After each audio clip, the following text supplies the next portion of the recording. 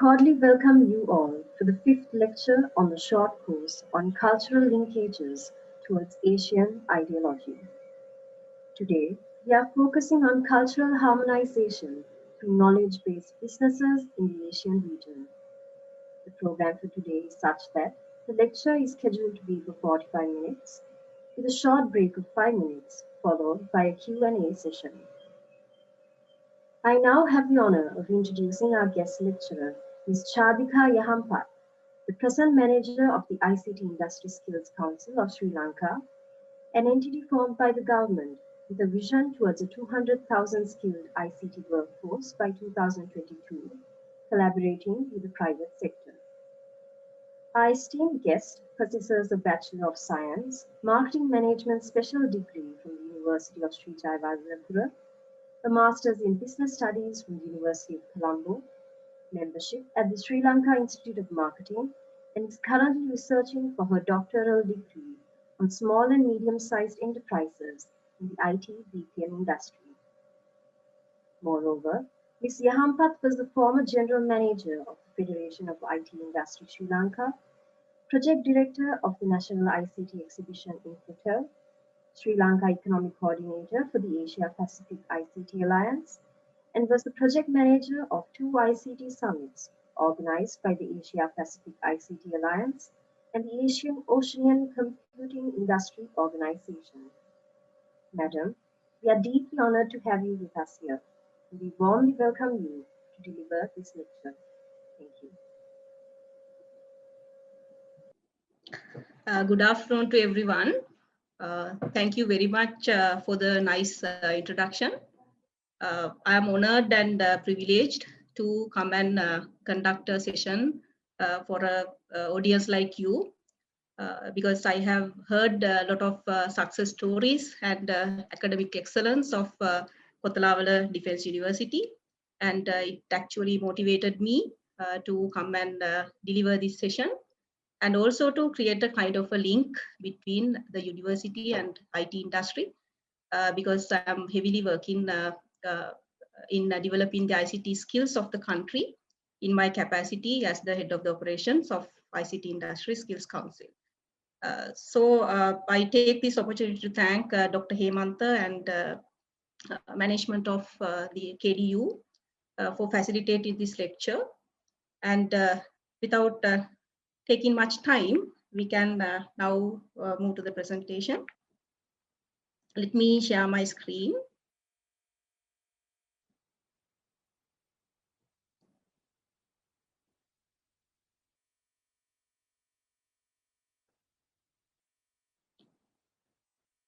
Can someone confirm whether you can see the screen? Yes, ma'am. It can be seen. Yes. If you have any questions during the session, you can leave it in the chat box, and time to time I can take it up and relevant questions, and we can spend more time on discussing questions during the Q&A session scheduled in the end of the presentation as well. So the topic that we are going to discuss today is about cultural harmonization through knowledge-based businesses in the Asian region. So this is a very wide area to discuss. So during next 1.5 hours, I will try to cover very important concepts and points in the knowledge-based business in Asia, and how we are going to use this kind of industries or businesses for cultural harmonization in the Asian region. So I felt this lecture series on cultural linkages towards Asian ideology as a very important and interesting topic for discussion. And I was able to watch two impressive presentations conducted by two eminent personalities earlier. So I will try to link my presentation with the earlier presentation, especially on the session you did on globalization, because globalization and knowledge businesses have very strong relationship in the two concepts. So these are the areas that we are going to cover today. We need a basic conceptualization of the concepts of knowledge, knowledge management, and knowledge-based economies, and also knowledge-based industries and businesses to understand this subject properly. So we are going to discuss about knowledge businesses in Asia, and then how IT BPM industry and its position in Asian market as a knowledge-based business. And we talk about areas for collaboration, and then we can see how best we can achieve cultural harmonization by promoting knowledge businesses in the Asian region. These are the areas that we are going to cover today.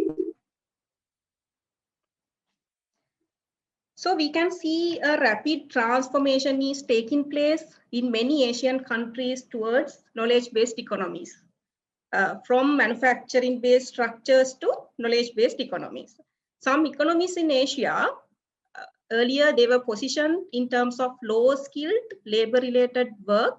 For example, countries like India, Bangladesh, even Philippines, even Sri Lanka. And now these countries are becoming emerging economies in Asia for knowledge-based skilled labor works.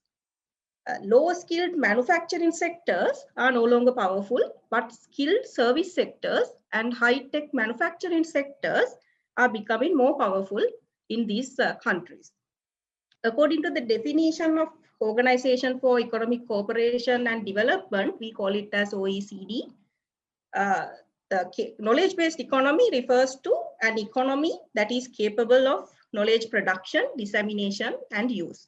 So by its definition, the economy should be able to produce, share, and use knowledge for a productive reason and improve the productivity and efficiency of the economy to be a knowledge-based economy. So it transforms to more knowledge-intensive work than traditional manual labor-based work. For example, a couple of years back, Sri Lanka's main exports were tea, rubber, and coconut, and sometimes garments. So these industries use very less skilled labor activities, for activities like plucking tea, sometimes for cutting coconut, and the knowledge incentive service industries, which are based on their intensive use of technology and human capital, have started dominating these economies. For example, Sri Lanka's knowledge business is now gradually emerging as in the Asian region. So knowledge becomes a critical factor in the economic development and competitiveness in a knowledge-based economy. So the ability to manage knowledge is becoming more critical for a firm to be competitive in this kind of markets. And as a special point, these economies give high priority on information and communication technology because ICT can play a vital role to enable all sectors to become more efficient and productive through digital adoption. So it has been considered IT as an enabler or a facilitator of a knowledge-based economy. So I'm going to talk about some features of a knowledge-based economy. I actually borrowed this model from one of the previous studies conducted by Ofori. It explains most of the features of a knowledge-based economy. So our presentation, next slides, we are focusing on these features and how we can promote these features and how to become knowledge-based industry and how to promote knowledge-based businesses.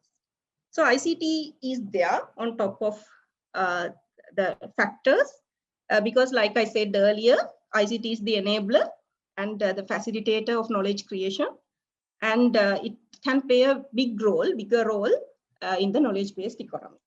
Then companies and industries in the knowledge-based economy should continuously improve their performance using better business techniques or maybe practices, because the traditional role of education and training is getting disrupted by the technology, and continuous learning and constant engagement with the technology required to survive in the market, because in these economies and businesses, knowledge is getting outdated very quickly. Therefore, we recommend lifelong learning in an economy like knowledge-based economy.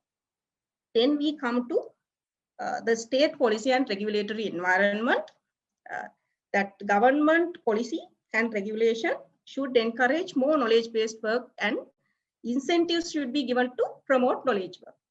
Business environment should be flexible and should promote investment to promote more knowledge work. And then we are coming to government industry partnership. This is very important area because both the government and private sector in a knowledge-based economy should adapt to change first. This is very difficult area we find because most of the institutions are resistant to change. But if we are converting from manufacturing based to knowledge based, especially government and public sector, both parties have a very significant role to play. Therefore, public-private partnership, we call it as PPP, always play a key role in this economy.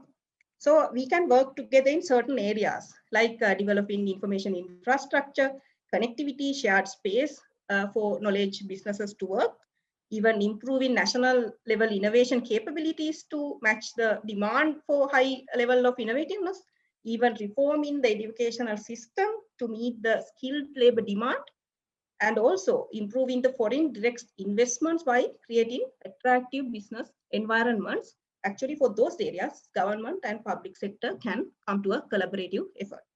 Then globalization is a key feature of knowledge-based economy. I think you are having a very good understanding about what globalization is.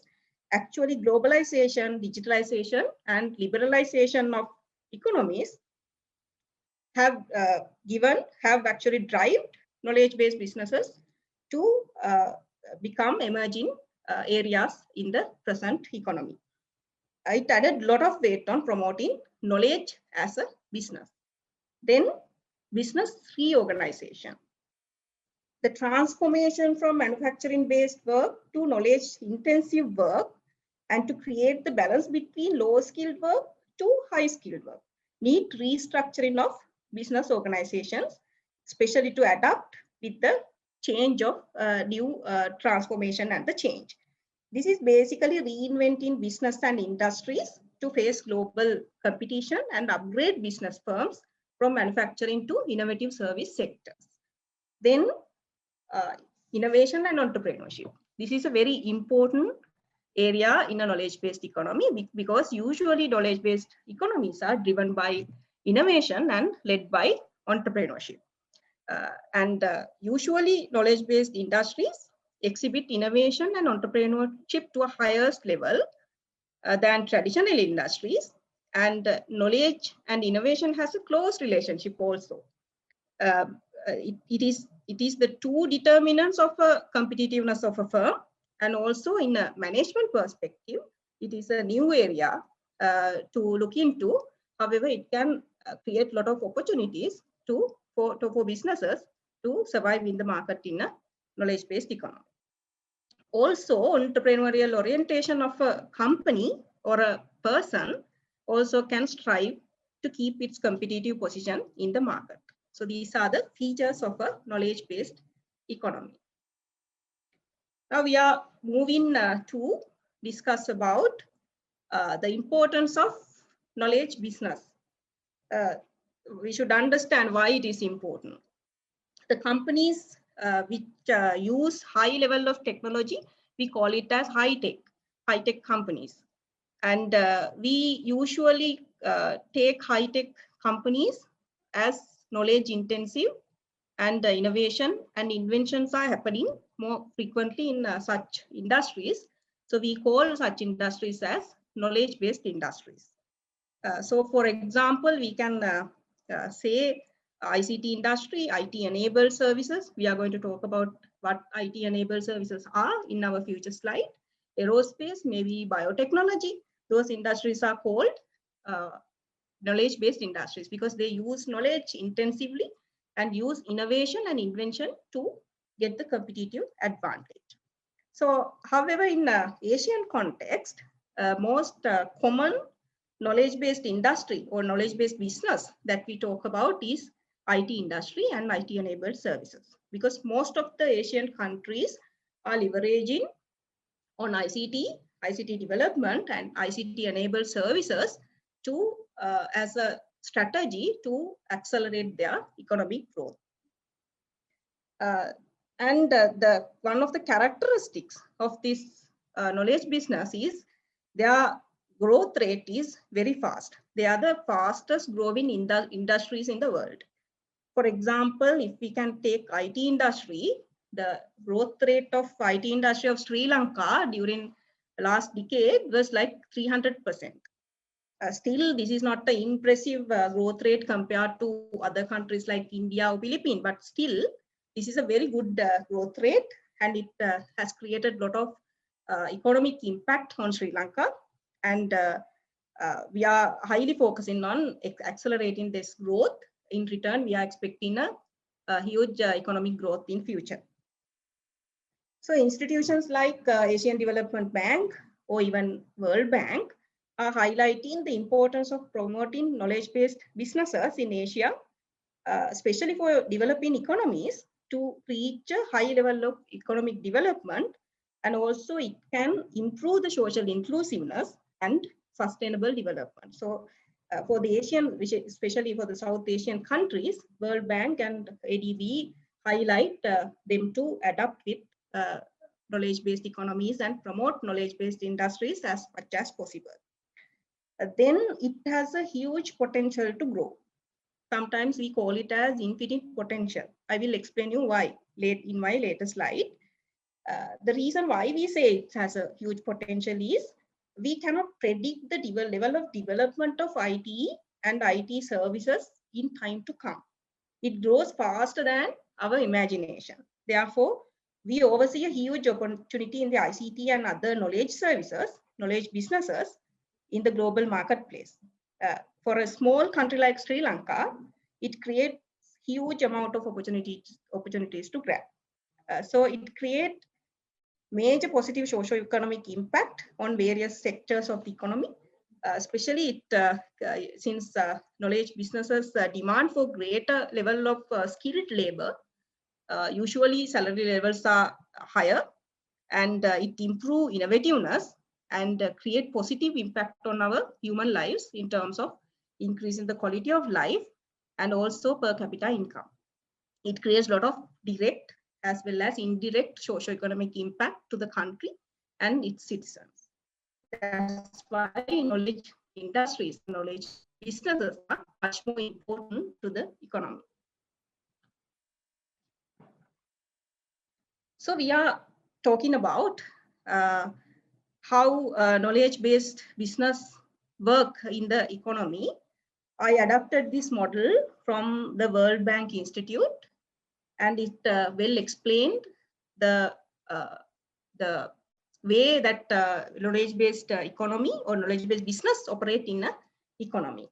Since I told you the knowledge, innovation, and entrepreneurship become strategic factors in knowledge-based business, usually in a knowledge-based business, people and firms invest on intangible investments like education, training, and research and development. Even ICT, because ICT is the enabler of knowledge creation.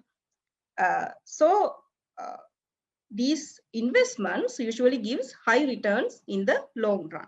Knowledge work becomes expensive and high in demand. IT again, as the facilitator or enabler, it contribute, and then the skills reach to higher levels in organization and the economy. Level of innovation start to increase. We have two categories of innovation: product innovation and process innovation. We have another category for business model innovation. And with the level of innovation, new technologies get integrated to the system, and new technologies are coming out from organizations and businesses. As a result of this transformation, firms achieve a greater competitiveness by lowering the cost, getting access to new markets with innovative products that they develop, and then the skills levels are getting improved with the quality of the service is getting improved, obviously.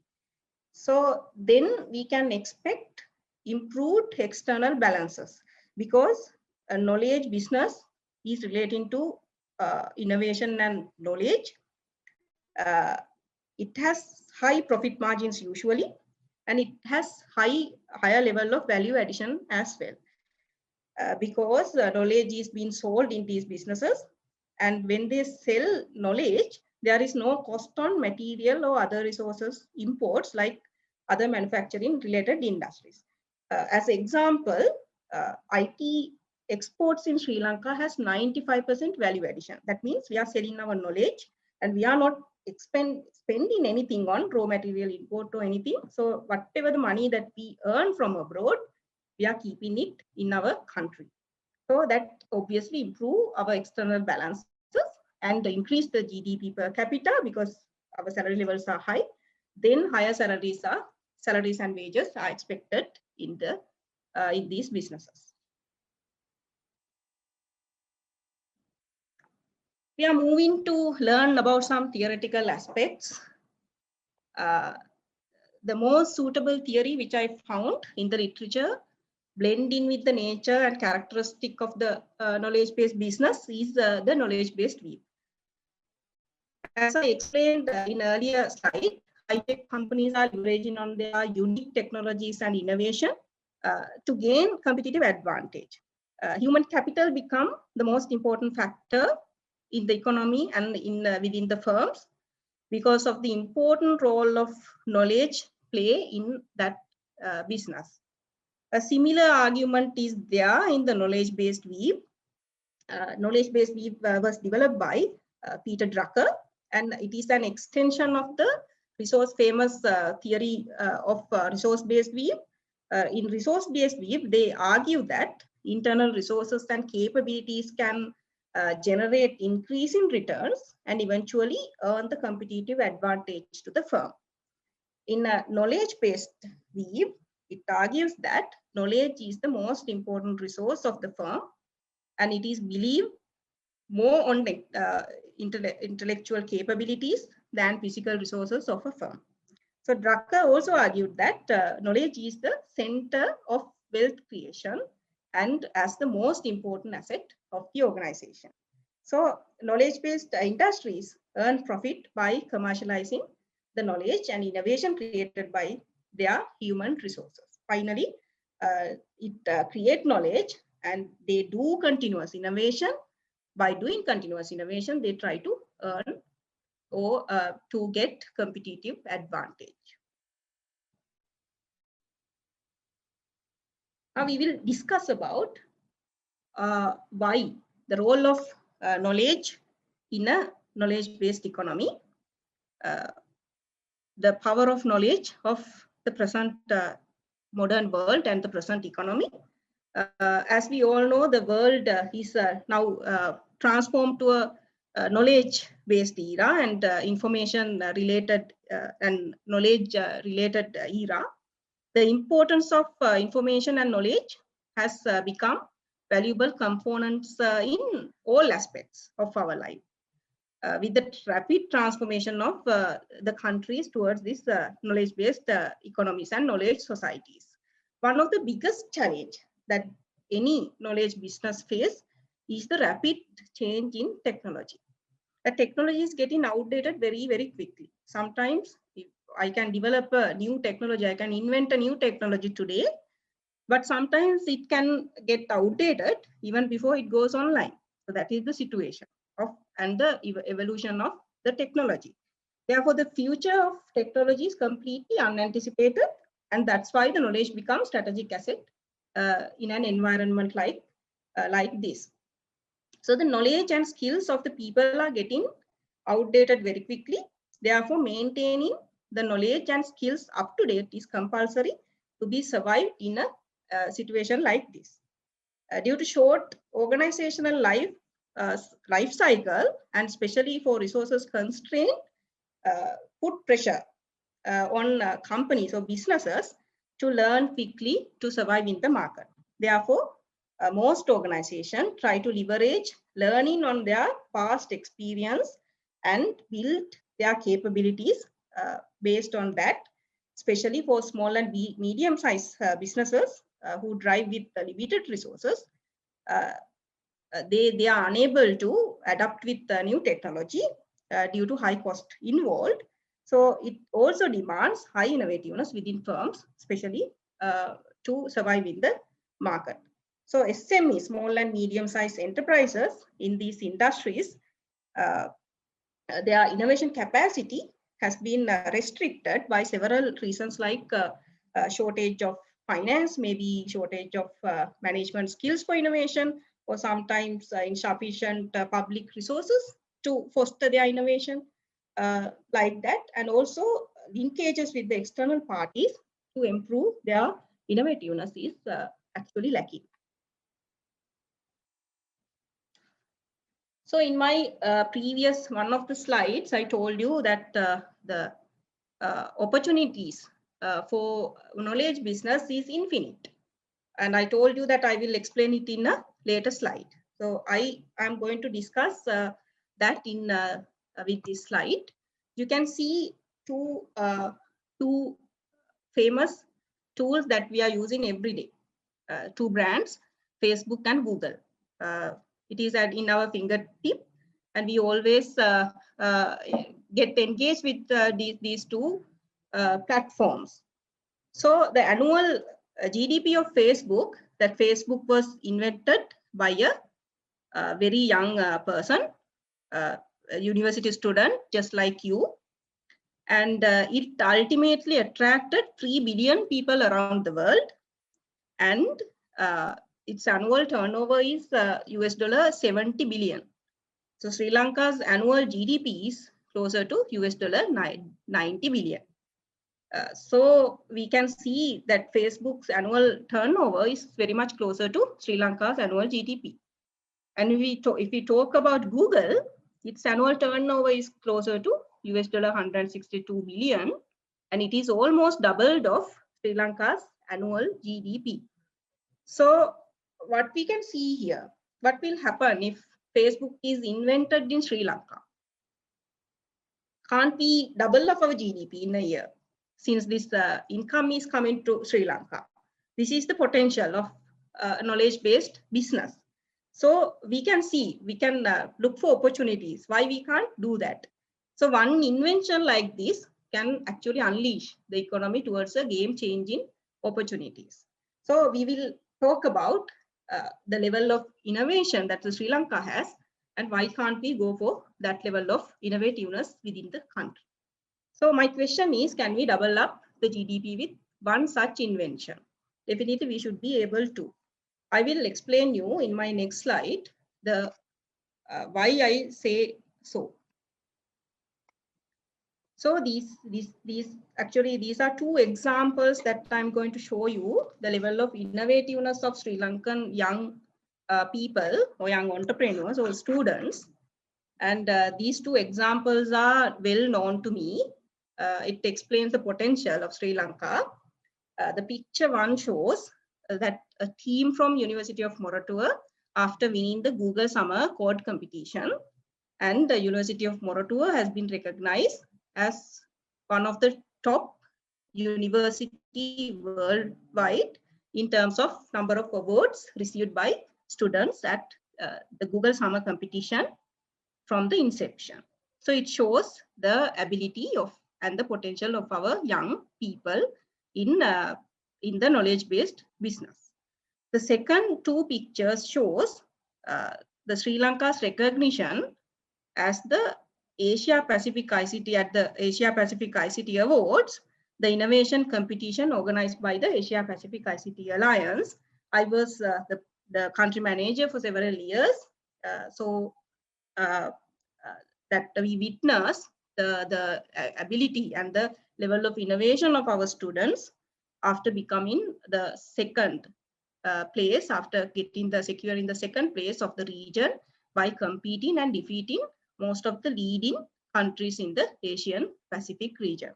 So twice, I think recent 2 years, we won the second place, only second to only one country in the Asia Pacific region. And we were able to win several gold awards and merit awards and show our innovation level to the Asia Pacific region. That it shows Sri Lanka is having the capability to invent another Facebook, another Google, and to improve GDP in multiple times. And we will discuss how we can go to that future in our next slides.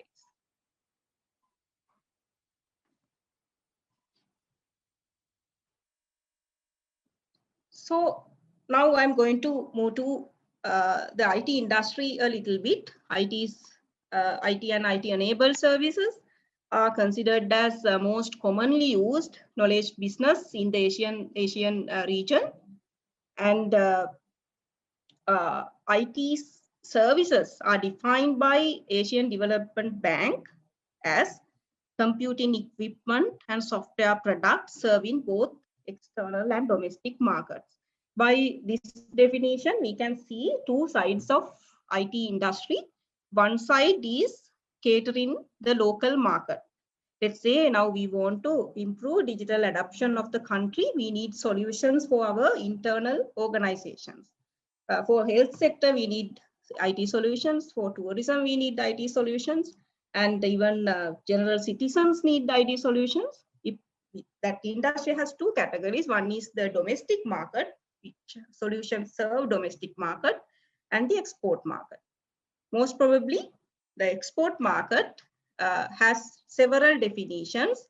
Like in the second point, we have several definitions for KPO, BPO, BPM. KPO refers to knowledge process outsourcing, and the BPO refers to business process outsourcing, and BPM refers to business process management. These three names are refers to export markets. BPO is a front and back office ICT enabled services such as call centers, customer service centers, and simple data entry operations. Knowledge process outsourcing, or a KPO, is an analytic service such as legal process outsourcing, market intelligence, and financial and accounting operations vertically served in cross sectors.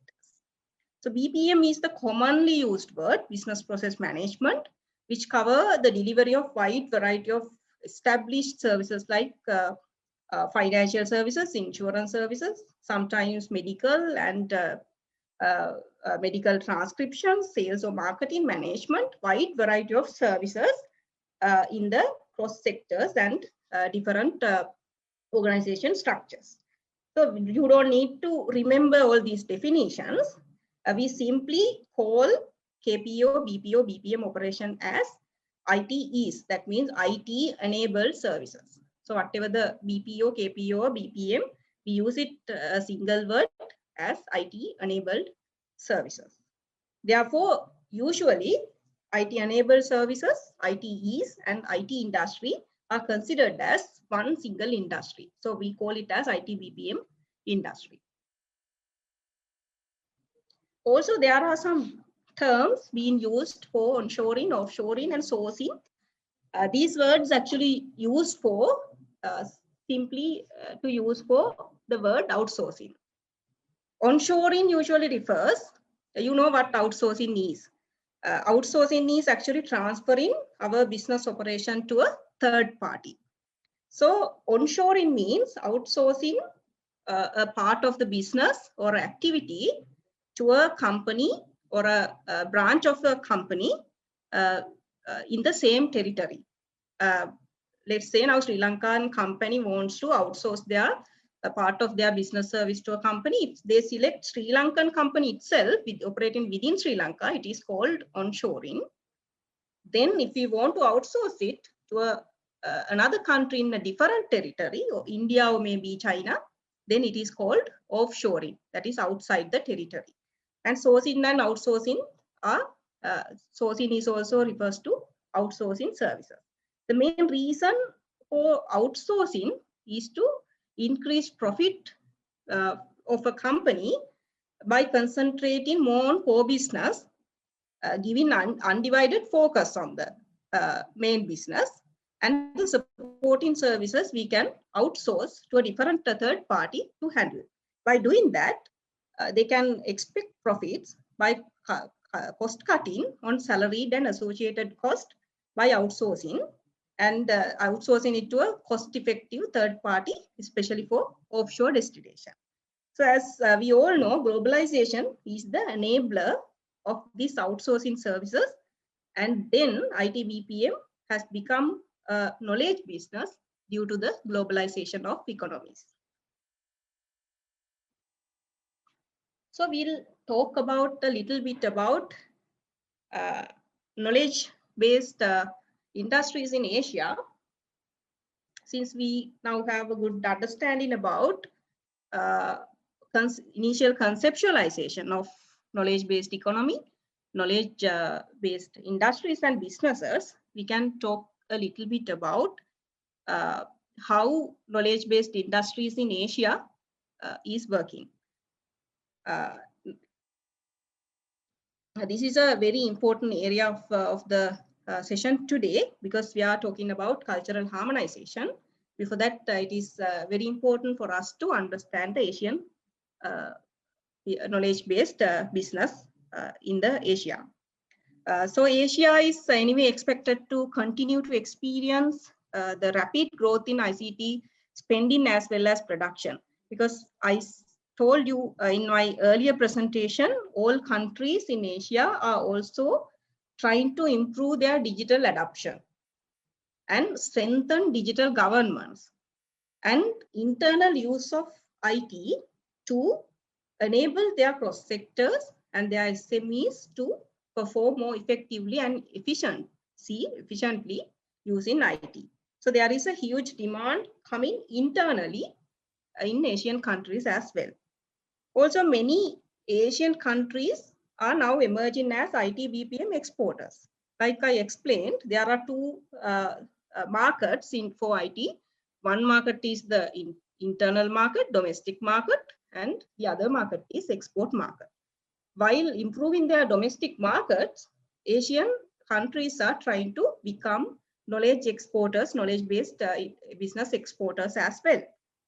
So there are many opportunities open up for Asian countries, but the most sizable IT service industries are found in high-income countries in Asia, like Japan, maybe China, Korea, and they have high focused on their domestic market. Then they are not going to give high focus on IT exports.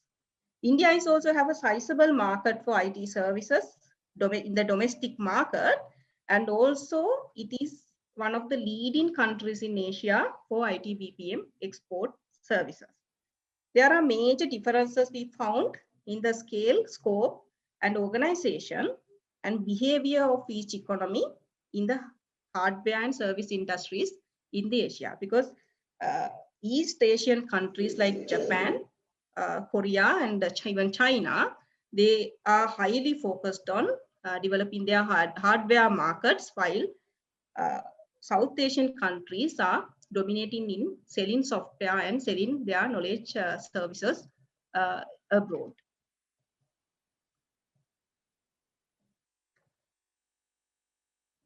So the global market for exporting IT BPM services has expanded rapidly since the 1990s.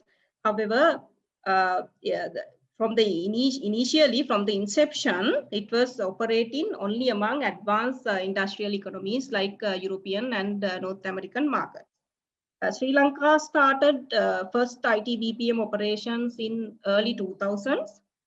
Still, North America and European countries are dominating in the global marketplace for IT BPM. Classic example for IT BPM spread in Asia, we can take India.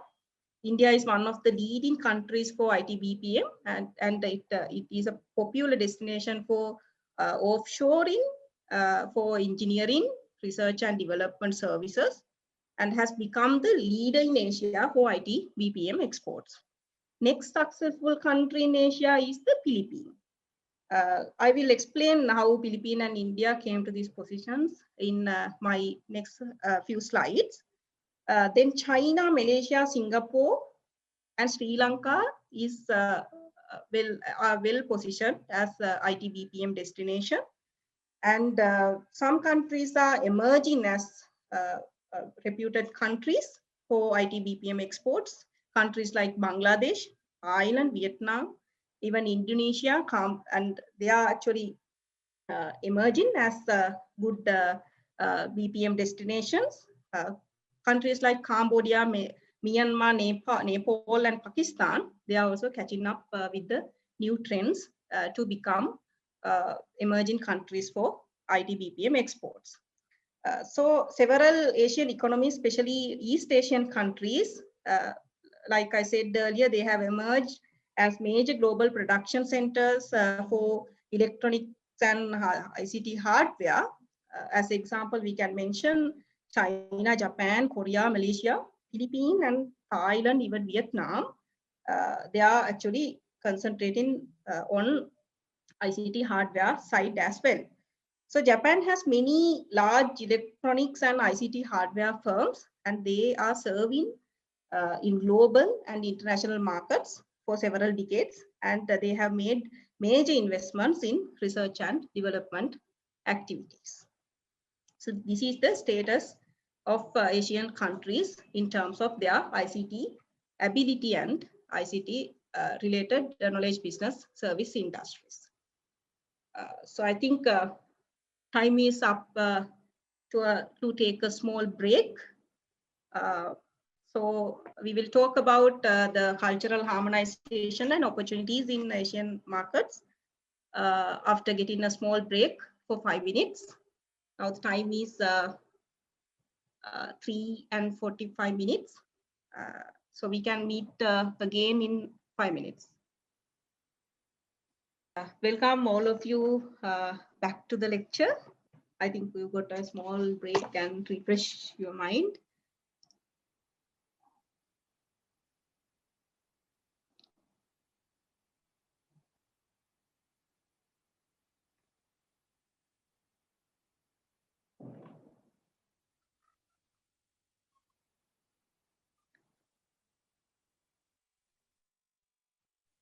Yes.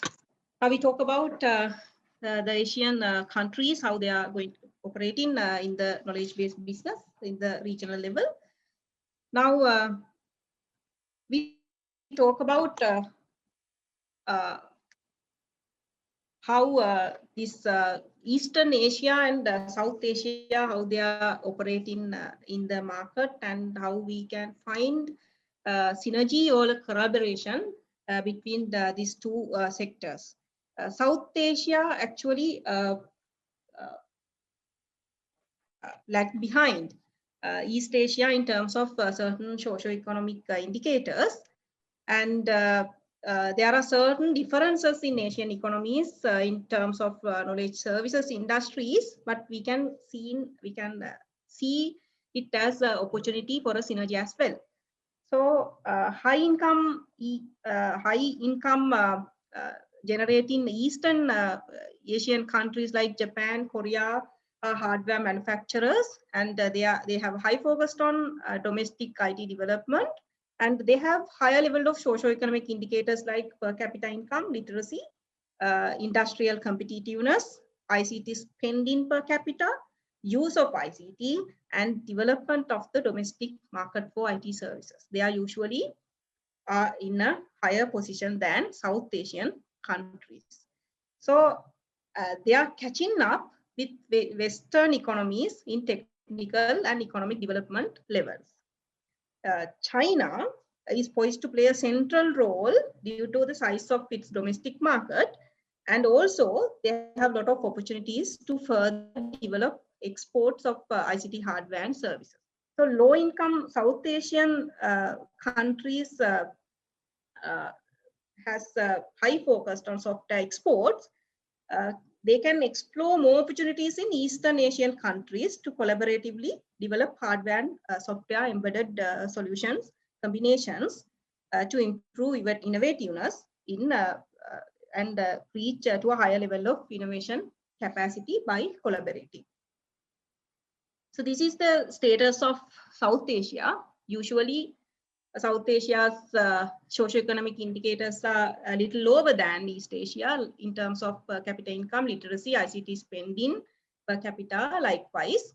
However, international ranking of South Asian countries in terms of competitiveness, ease of doing business, and government intervention are at higher level to attract international businesses.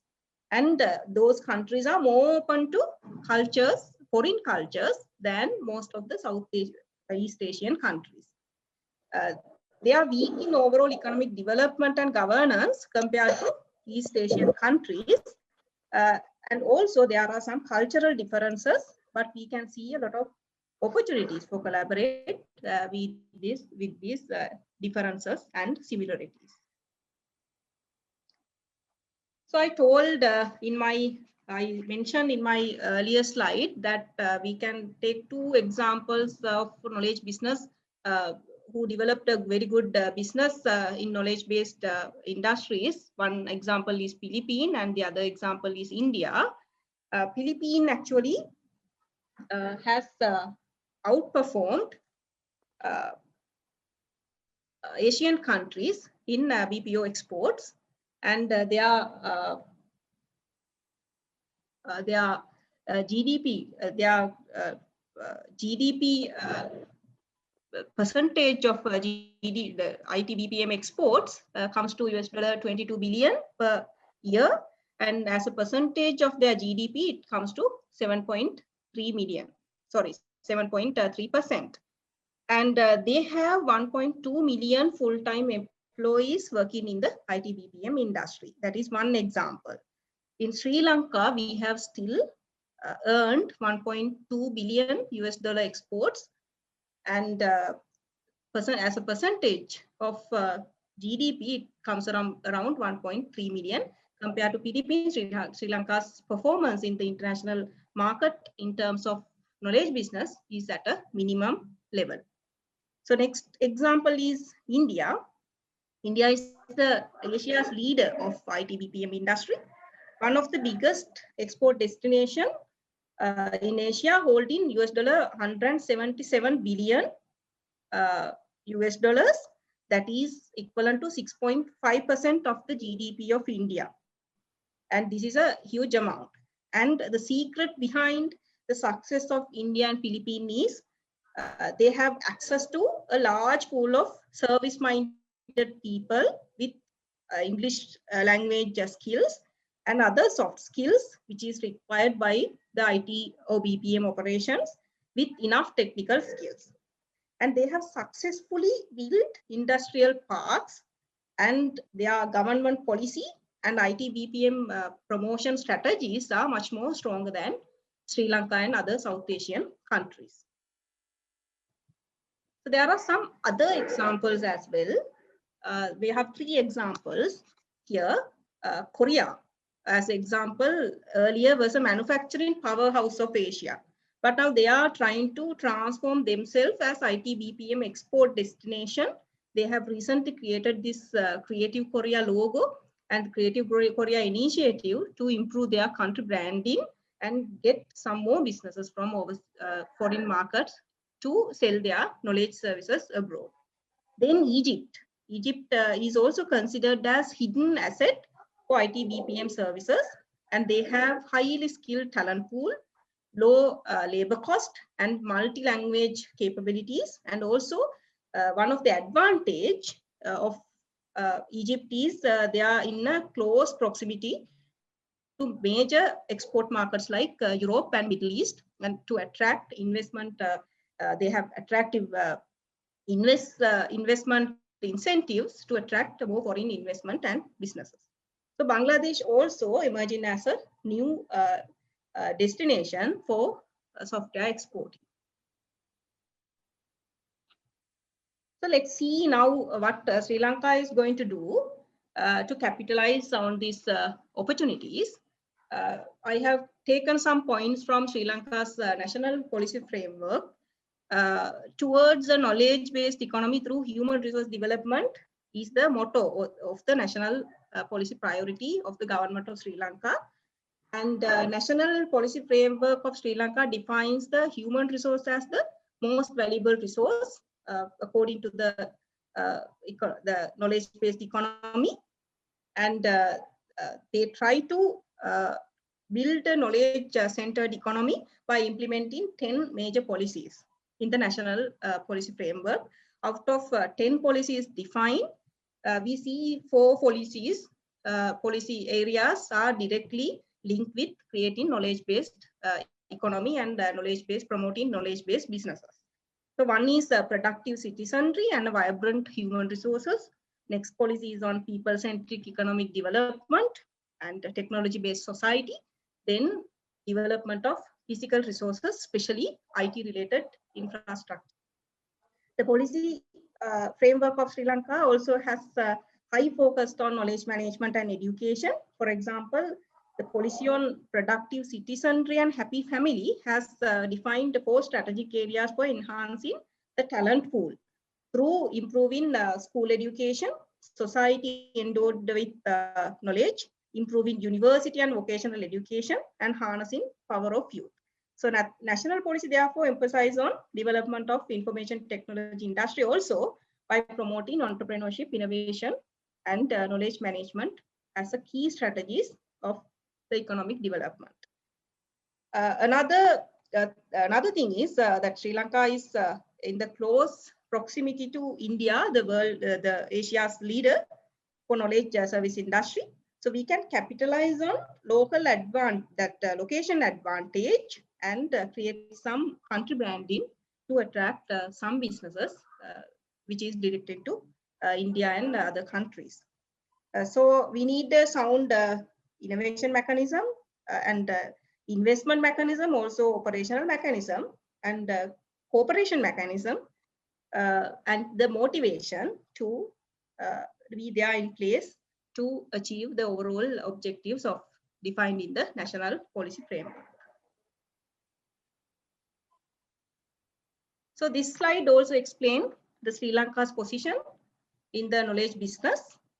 A.T. Kearney is one of the reputed global management consultation company. They introduced Sri Lanka as a hidden gem for IT BPM operations for highly skilled workforce and a cost competitive business environment. In addition to that, Sri Lanka is a preferred offshore destination. You know what offshore is.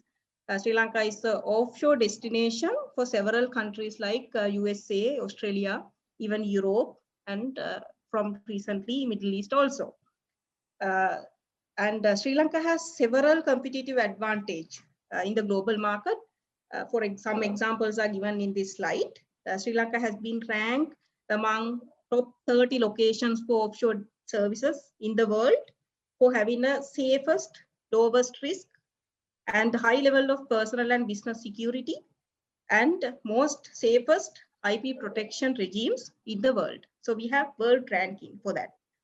And we are an extremely low cost destination compared to several South Asian destinations. Sri Lanka's business operating cost is 30% lower than, average 30% lower than some of the competing countries in Asia.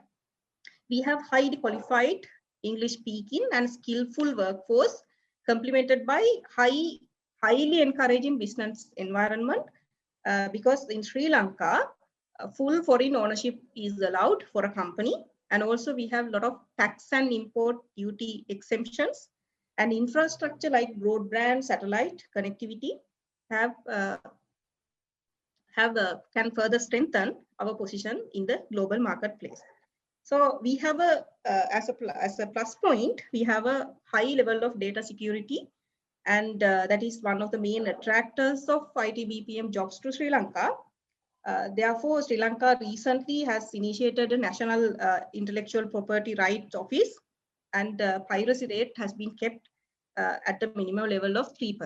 You know, when a company especially from Australia or USA, when they are outsourcing a business, they are more concerned about the data security.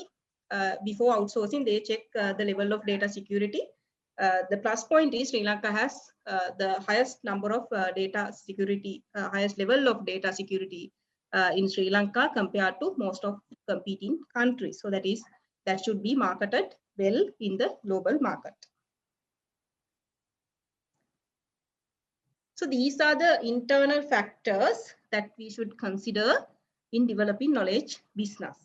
So these factors are not only important to Sri Lanka, but these factors are very common to almost all Asian countries.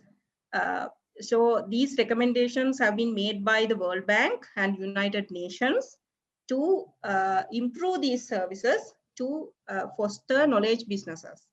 So one recommendation is to develop information infrastructure, then improve in national innovation capabilities, then reform in educational systems, and the institutional regime. Those are the 4 areas that we should focus on developing knowledge business to a competitive level in the global marketplace.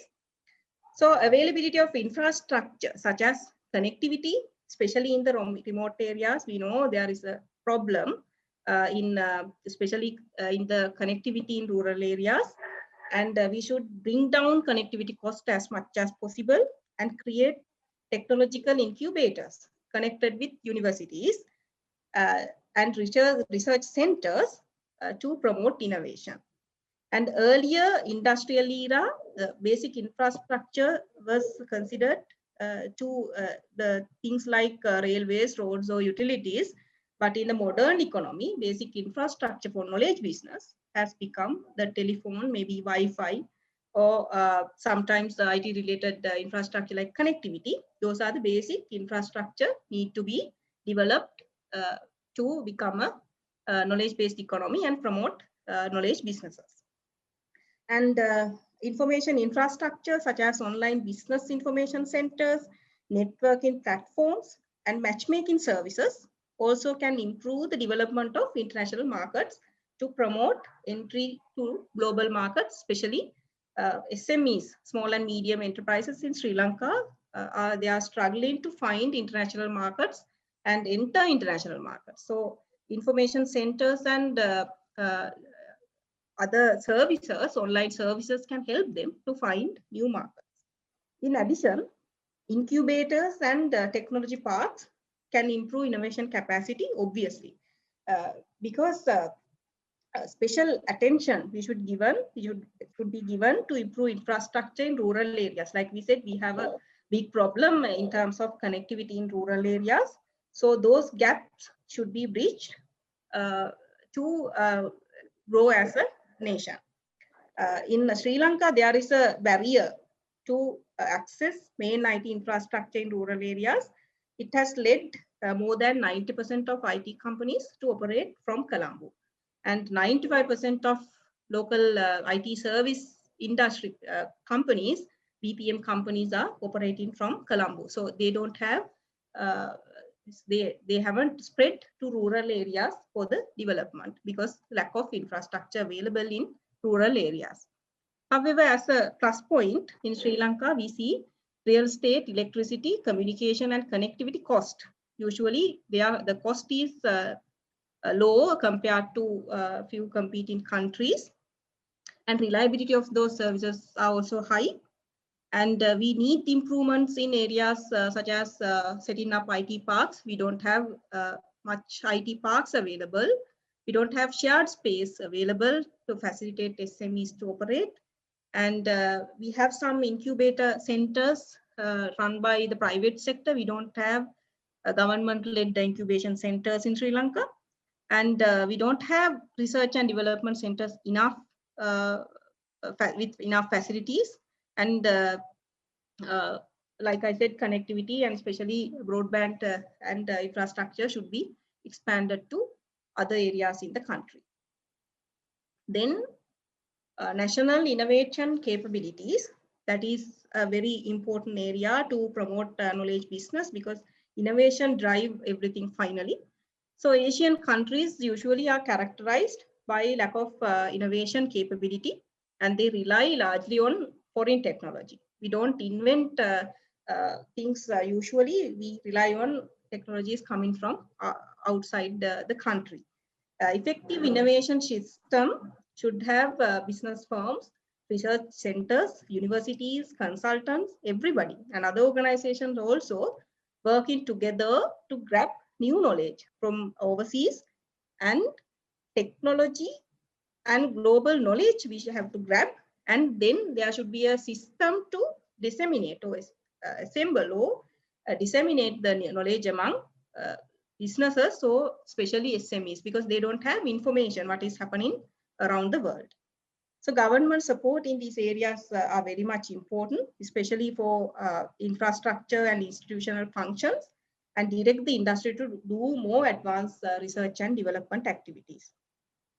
So there are some innovation recognition competitions and award programs happening uh, in the industry, organized by private institutions and industry associations like StatsCom, FITIS, and British Computer Society. But those innovations are there, but they are not directed to build up business models or investment opportunities, and at least to get IP creation. That's what happening to our innovation at present. If the innovations were recognized and business models were facilitated, we would have invented a lot of innovations in-house. So reform in education system is one of the factors that they have recommended. In knowledge-based economy, since knowledge is the key factor, human resource become the most valuable resource in the firm.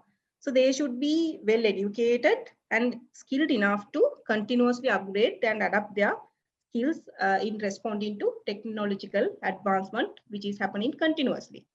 Based on countries' level of development, the investment on education and related services have differences among Asian countries, but all levels of education is very important for the growth of the economy. And therefore, the World Bank also recommend 4 strategic areas to concentrate to reform educational systems, especially in South Asian countries, to increase spending on resources on education, and reforming educational approaches to meet the increasing demand for creativity of the workforce.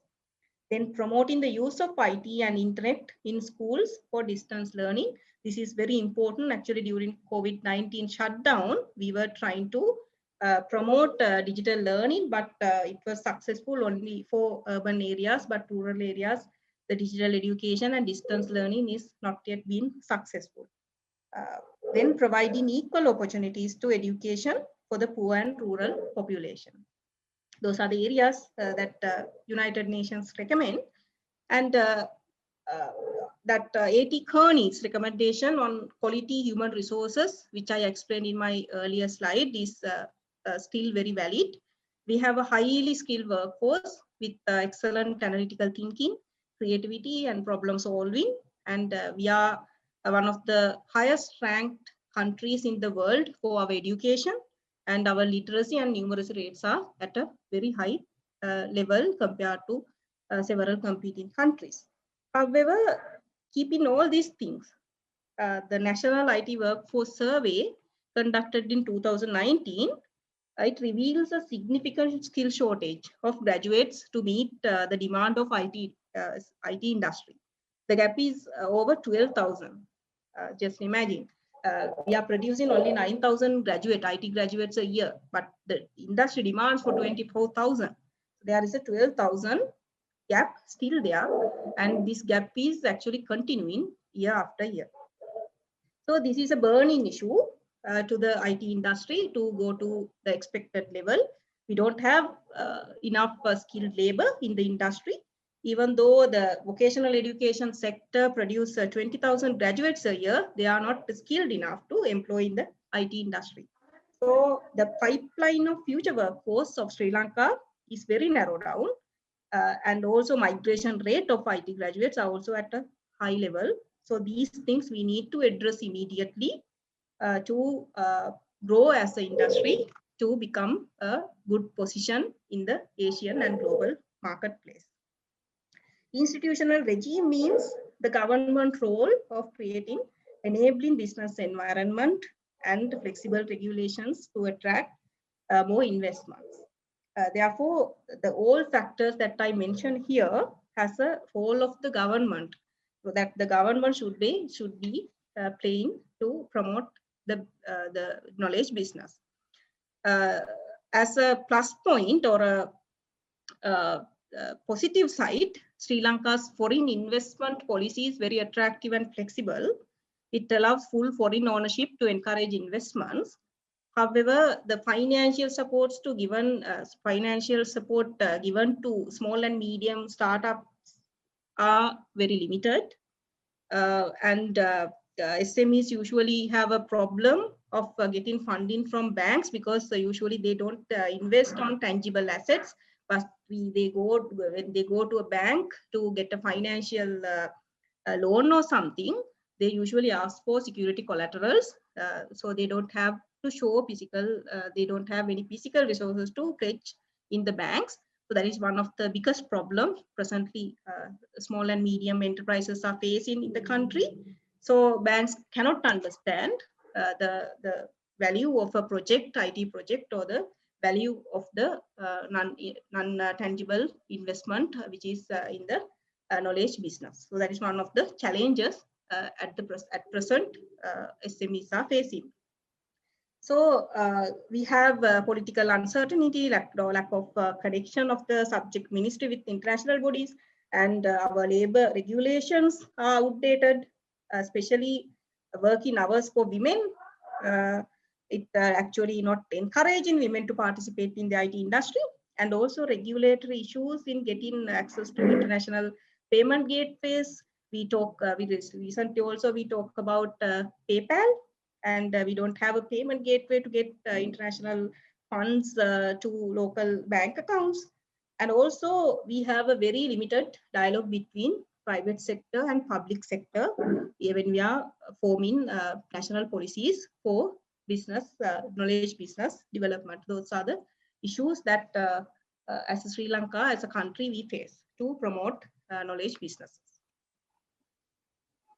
So this is very important. Now we talk about Sri Lanka's position in knowledge-based business and also Asia's position in knowledge-based business. Now we can talk about how we can collaborate with Asian countries. So research shows that technology collaborations have positive correlation with innovation capacity. That if we collaborate with any other organization, our level of innovation automatically get increased. So in Sri Lanka, 80% of our firms, IT firms, are reported to be small and medium sized. So usually almost all SMEs are facing a common set of challenges globally in terms of lack of investment, lack of infrastructure, and lack of finance to run their businesses.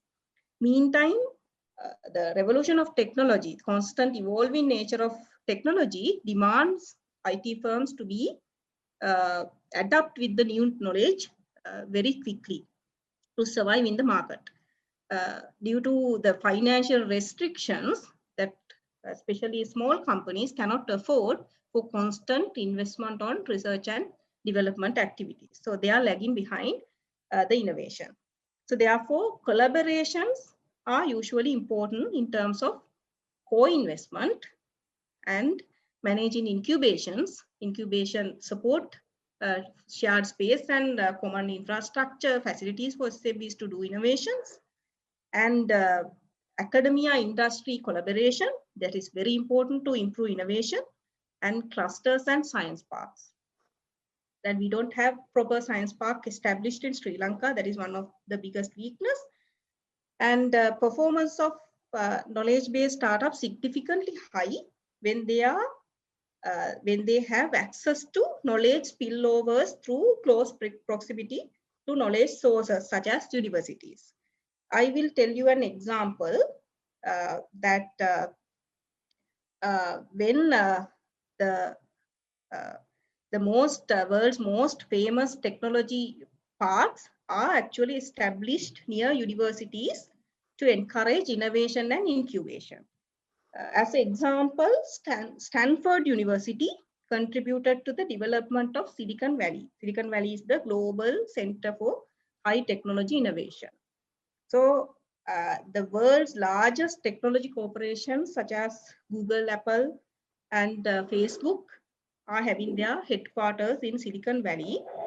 And that is actually the formation of Silicon Valley has been caused by the University of Stanford, close proximity of the science park to have more collaboration with university and produce more innovation.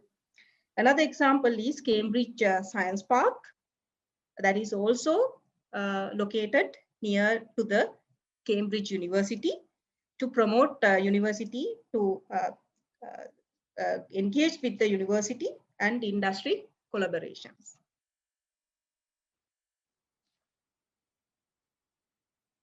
So we are talking about some theories of collaboration.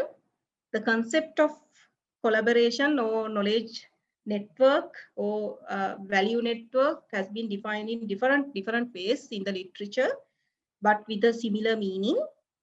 So collaboration goes as interfirm collaboration, maybe knowledge links or knowledge networks, and those are actually words with very similar meanings. And network and collaborations can be defined as mutually oriented interaction between two committed parties to find innovation. When a firm has a less knowledge between product domain and the knowledge domain, collaborations are required to best utilize the knowledge in order to improve their efficiency and effectiveness. So there are several types of knowledge networks operating in the world.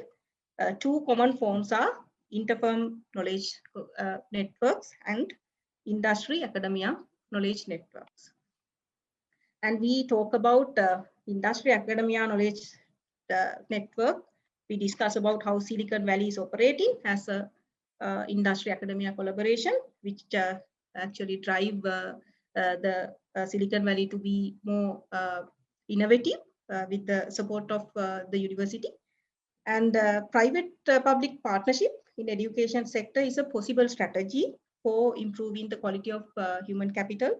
Most of the universities are now tend to focus their research capabilities on industry needs by introducing ventures or sometimes interdisciplinary projects, or to create links with industry bodies. And technology transfer also can empower them to develop more innovation and ultimately to contribute to the national economic growth. So I can get one more example from India.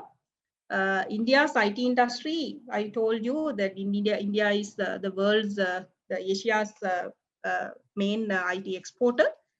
Their industry, they have grown their industry very fast since they have formed a lot of IT SME clusters close by, nearby to several universities. Usually 150,000 engineers are graduating every year from technical and engineering colleges in India. So what they have done is they have formed SME clusters close to those universities and technical colleges so that they can get access to quality human resources without any problem. So in order to cater the demand of knowledge-based economic development, the resourcefulness of universities, therefore, can be leveraged by industry-university collaborations.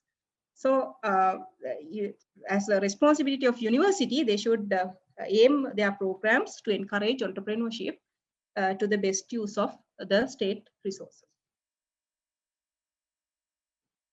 Then we are moving to towards technology transfers in intercultural environments, which is very important to study because our topic is cultural harmonization. We have already discussed about the Asian countries have different cultural and economic similarities and values. And now we are going to study about how we can capitalize on these similarities and differences. We have similarities in Asian countries in terms of Asian identity. And like I said, main countries in East Asia continue with Buddhist culture and some cultural heritages. And many countries in South Asia have been British colonies and they have opened to Western cultures. And there are differences in socio-economic factors, especially between East Asia and South Asian countries. We discussed about that also. Now we talk about how culture affect on knowledge sharing in different types of intercultural business partnerships. Globalization encourage businesses to engage in alliances and networks, even with partners with wide diverse of nationalities and differences. The differences in cultural orientation of the collaborating firms can create risk of misunderstanding and conflicts. Sometimes it can lead to failure of such collaborations. But if it is managed properly, it can definitely give a lot of benefits for almost all countries. So cultural factors influence the communication and success of strategic alliances. However, the topic on cultural differences and cultural harmonization is a very wide area. For example, there are certain layers of cultures like national culture, we have organizational culture, sometimes business culture, and even professional cultures, that everything influences us in going for collaborations. So I actually adapted a model developed by Hosted and Bond to categorize as the cultures of several economies to understand how we can deal with them in creating collaborations. So Hosted and Bond define cultures in 4 different ways. One categorization is based on individualism and collectivism, and the other one is on vertical and horizontal cultures. Individualism cultural patterns usually consist of loosely linked individuals who view themselves as independent bodies, independent parties with their own preferences, needs, or rights. While sharing knowledge, they are very much keen on explicit knowledge, which is coded or written down. So people communicate more easily with anyone within the organization or outside the organization, and they are also give priority to rationality than collectivism culture. So usually they are independent, they believe on rationality, and they are more flexible in communicating in individualism culture. In collectivism culture, they consist of closely linked individuals who see themselves as belongings to one or more collectives. For example, family organization, they always think that they are belongs to this subset or a collective. So when we are communicating with them, they are motivated by norms, duties, and obligations imposed by their collectives. Family, maybe family norms, maybe organizational norms. So in collectivism cultures, collectivists are sensitive to relatively tacit knowledge. When individualism culture, when they are more concerned on tacit knowledge, explicit knowledge means written down or codified knowledge. In these cultures, they are more rely on tacit knowledge like organizational history and norms and systematic or embedded knowledge, and they keep communications primarily in-group members, within in-group members. They expect high context communication where information must be interpreted through cultural context. So there are two other aspects in culture other than individualism and collectivism. The other two aspects are vertical culture versus horizontal culture. In vertical culture, they consider they are different from others in terms of social status, and they are more easily accept and even expect authority. So they usually accept or accept authority when they are communicating. And horizontal cultures, they consider everybody is equal, and they don't expect authority as such, and they emphasis on equality. So when we can see in the diagram, most of Asian countries are fallen to collectivism cultures. That means they are more sensitive to uh, relative to tacit knowledge and organizational history and norms, and they have high context of They expect high context communication. That information must be interpreted through the cultural context. Those are the similarities in most of the Asian countries like China, India, Korea, Singapore, and Japan. The specialty of Japan is they are not horizontal culture. They see themselves, everybody is equal, so they appreciate equality. Other countries, belongs to vertical culture, so they expect power and authority. So we see based on the model, based on this model, how we can collaborate. We can initiate discussion for collaboration among Asian countries. So there are opportunities for collaboration in Asia. Like I said, since we all belongs to collectivist culture, it complements each other. So Asian countries are highly diversified, but collective cultures still allow us to create bonds and collaborations.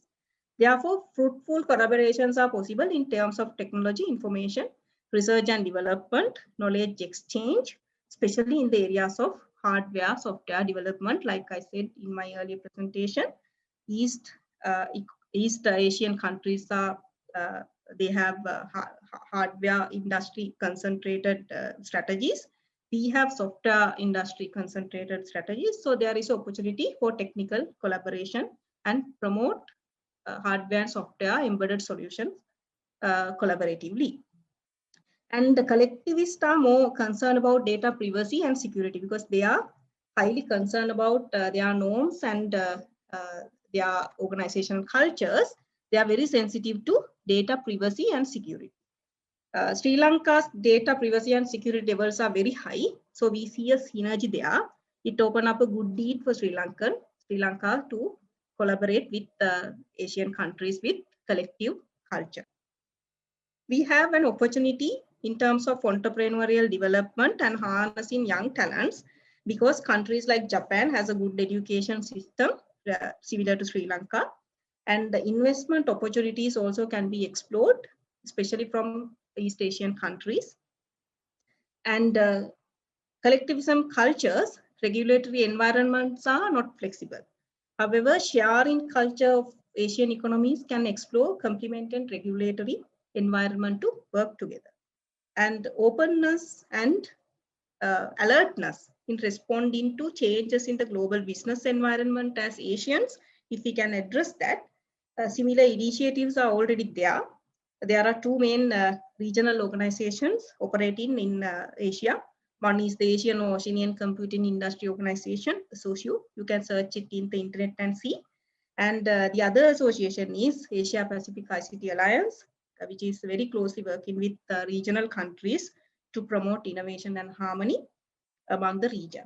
So those are the efforts should be encouraged and strengthened. And we also recommend establishing Asia as a global innovation and technology hub, combining hardware and software talents to compete with world leaders like North America and Europe. And regional branding is also important because due to some financial constraints and all, some countries are weak in country branding due to its several reasons. Sri Lanka also lagging behind the country branding in terms of promoting knowledge businesses. Therefore, we can pitch IT BPM or knowledge businesses as an Asian country by developing regional branding for Asia. So infrastructure development and sharing, especially for small and medium-sized enterprises, we can actually consider that area possible to create possible tie-ups within Asian countries, especially for sharing the infrastructure facilities and business promotion and business matchmaking facilities will help us to grow as a region in terms of knowledge business promotion. So we are coming to the conclusion of the session. We can conclude that after the analysis of the IT BPM industry and knowledge business services in Asia, we find a major potential for continuous expansion in domestic, regional, and global demand and supply. And diversities and similarities highlight the potential global and regional collaboration in training, education, research, even developing legal and regulatory framework to foster new investment, entrepreneurship, and innovation. Then there is a need for a wide range of timely and concerned efforts by key stakeholders to define strategies, programs, and projects to respond to opportunities and challenges at all levels. ICT is increasingly central to economic growth and structural transformation in all Asian economies. And there is no single way to develop the industry, the regional knowledge business industry. Each region or each country, each city, each sector, firm, social group, or individual, you as the individual, should develop approaches and that are relevant to the local and global conditions at any given place and time. So this is the conclusion of the session today. So you can raise any questions if you have. Hello, ma'am. How can Sri Lanka use the knowledge-based economy to stand out from other South Asian countries? At present? Yeah. Yeah, in terms of infrastructure development, I think Sri Lanka is lagging behind most of the South Asian and East Asian countries. But I explained this in one of the slides that we show certain characteristics of knowledge-based industry, like we have a highly skilled workforce in Sri Lanka, and we have good level of numeracy and literacy. And also our education system is actually at a very high level compared to most of the countries in South Asia. I think as a knowledge economy, we have certain characteristics already showing, but due to certain gaps like that our infrastructure available in the rural areas and the government support, especially we are getting is a very low level of support we are getting for promoting innovations. So as a country, I think from certain indicators and factors, we are far behind some of the South Asian countries, but still there are lapses.